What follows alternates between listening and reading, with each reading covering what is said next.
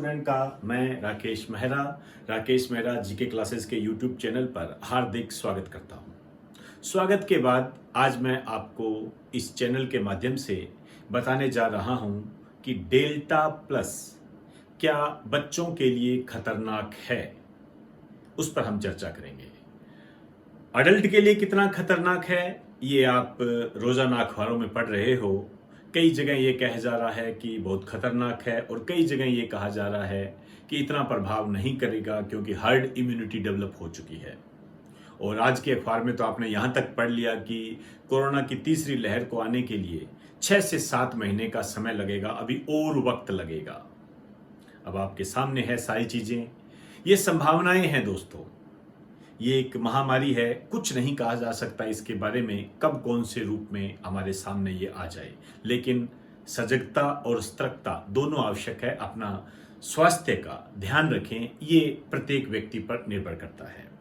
मैं बात करने जा रहा हूं डेल्टा प्लस वायरस बच्चों के लिए कितना खतरनाक है भी या नहीं भी।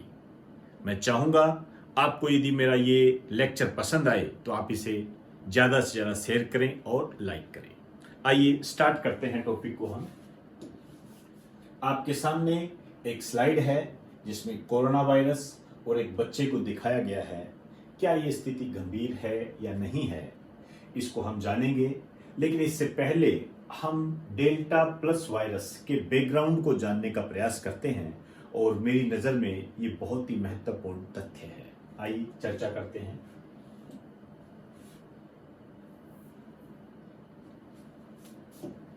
यदि मैं भारत में कोरोना वेरिएंट की बात करूं तो आप जानते हो 2 रूप हमारे सामने आए हैं।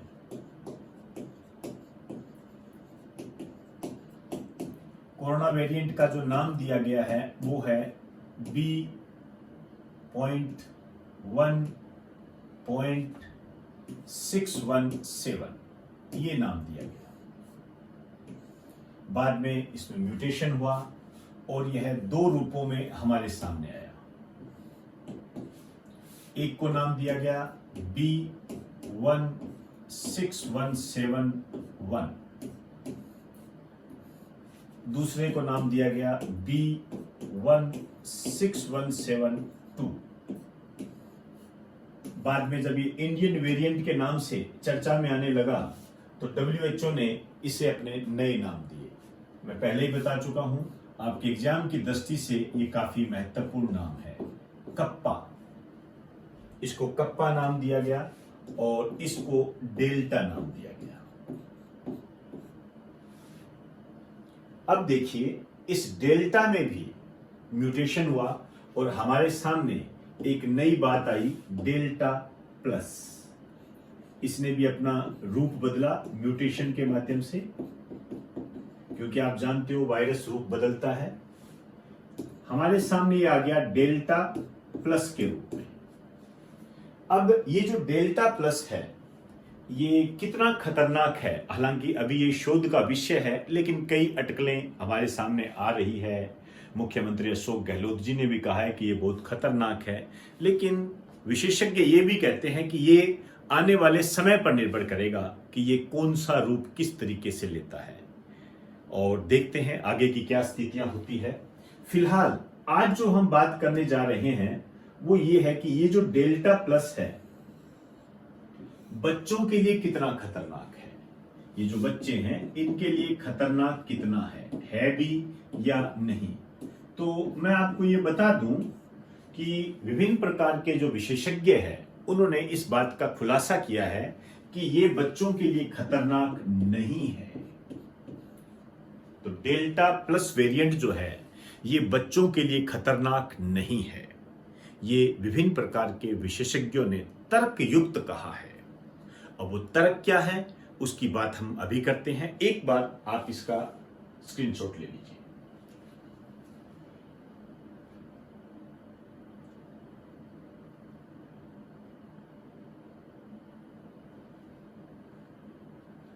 मैं बात करने जा रहा हूं डेल्टा प्लस वायरस बच्चों के लिए खतरनाक क्यों नहीं है। इसके लिए मैं एक स्लाइड का सहारा लूंगा ताकि आपका समय बच सके।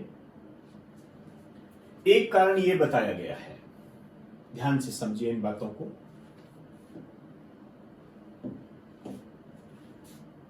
कारण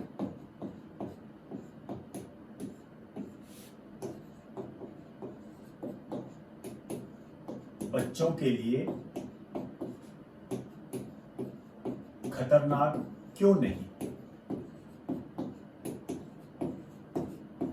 आपके सामने कोरोना वायरस की इमेज है और इधर लंग्स की इमेज है, फेफड़े। आप देख रहे हो फेफड़ों के इन डायग्राम में कई नेम दिए गए हैं आपके सामने। यहां पर मैं उन नामों की तरफ नहीं जा रहा है, क्योंकि ये नाम हम जो जनरल साइंस का जो कोर्स है उसमें हम कर लेते हैं, फेफड़ों की पूरी विस्तृत जानकारी करते हैं हम। मैं यहां पर एक शब्द की तरफ जा रहा हूं, रिसेप्टर। रिसेप्टर मतलब ग्राही होता है। कई नाम दिए गए हैं, जैसे M1 receptors, M2 receptors, M3 receptor, M2 receptor plus, इस तरीके के नाम दिए गए हैं। इनको ओवरऑल हम एक रिसेप्टर कह सकते हैं। देखिए, कोरोना वायरस जब मनुष्य के शरीर में अटैक करता है तो आप जानते हो फेफड़ों पर अटैक करता है वो, इससे फेफड़े डैमेज होते हैं। तो सबसे पहले ये इस रिसेप्टर से आकर चिपकता है। ये रहे, ये रिसेप्टर है, इनसे आकर चिपकता है ये।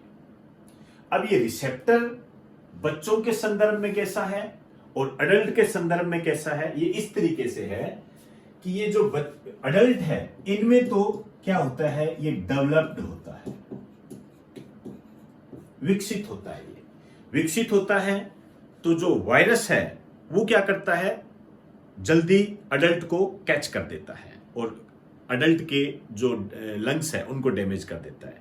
लेकिन बच्चों के मामले में ये जो रिसेप्टर है ये अविकसित होता है, अनडेवलप्ड होता है, ये अविकसित होता है। अब आप देखिए, यदि ये रिसेप्टर ही बच्चे में अविकसित है, पूर्ण नहीं है, तो कोरोना वायरस चिपकेगा किससे? इस कारण से ये कहा गया कि ये बच्चों के लिए खतरनाक नहीं है। इसके आगे लिख दीजिए, यही कारण है कि यह बच्चों के लिए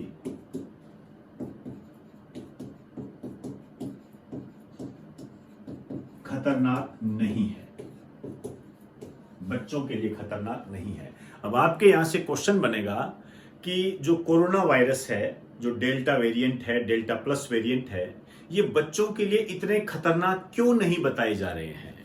तो आपके ऑप्शन में देगा क्योंकि बच्चों के लंग्स में जो रिसेप्टर होते हैं वो अल्प विकसित होते हैं या अविकसित होते हैं।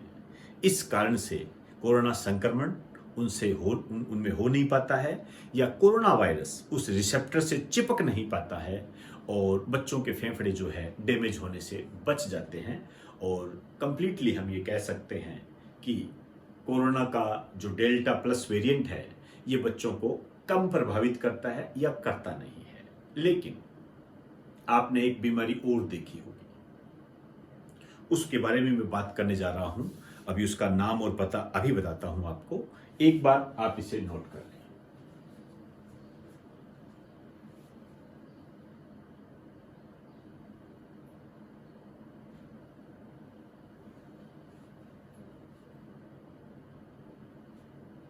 आपने कुछ समय पहले अखबारों में पढ़ा होगा कि बच्चों में एक बीमारी हो रही है, खासकर राजस्थान के संबंध में उसे बताया गया था।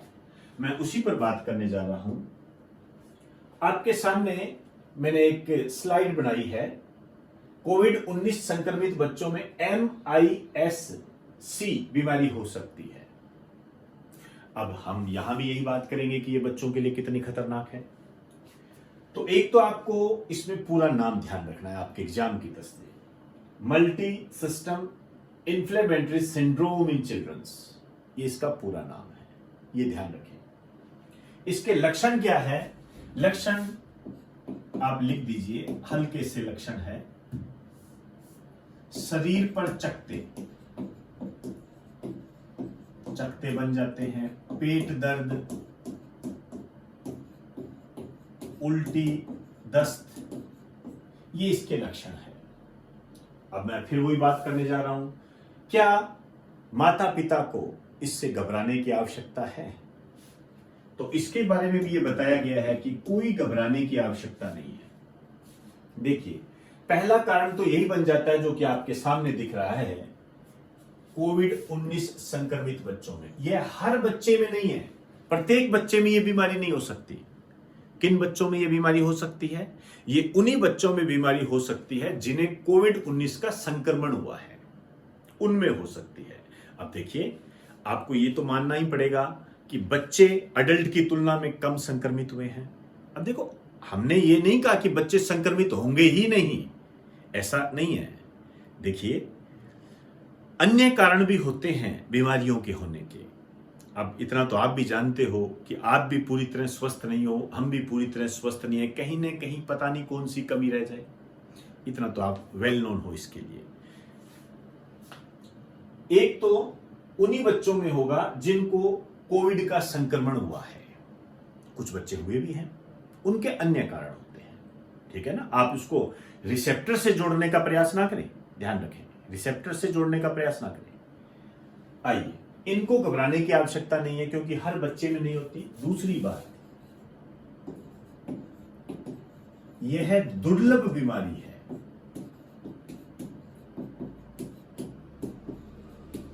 जिसका इलाज संभव है, इलाज किया जा सकता है। रेयर बीमारी है ये, इलाज संभव है। यदि बच्चे में इसके लक्षण दिखाई देते हैं तो जो माता पिता है वो चिकित्सीय परामर्श लें और उनकी सारी समस्याएं दूर हो सकती है। एक लाइन लिख दीजिए, बच्चे में लक्षण आने पर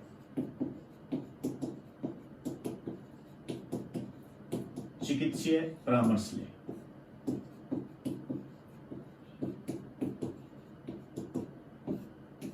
परामर्श लें, सही हो जाता है बच्चा, क्योंकि ये गंभीर बीमारी नहीं है।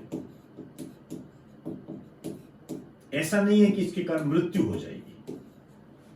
नॉर्मल जैसे बीमारियां होती है उसी तरीके की बीमारियों में आती है और इसका इलाज भी संभव है। इस कारण से इससे घबराने की कोई आवश्यकता नहीं है। तो ये कुछ बातें मैंने आपको स्लाइड के माध्यम से बताने का प्रयास किया है ताकि आपकी समय सीमा को बचाया जा सके। तो एक बार आप इसे राइट डाउन करें।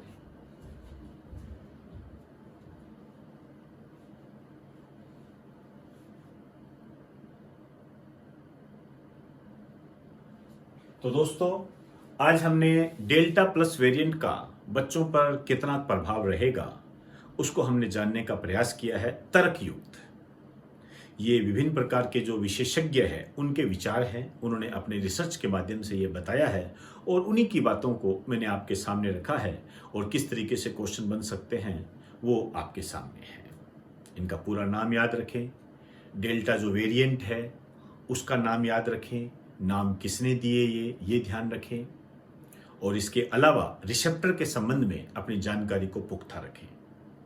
तो इन्हीं सब बातों के बाद मैं ये उम्मीद करता हूं कि आपको मेरा ये लेक्चर पसंद आया होगा। आप इसे लाइक करें और ज़्यादा से ज़्यादा इसे शेयर करें। तो इजाज़त दीजिए, आप सभी को मेरा नमस्कार।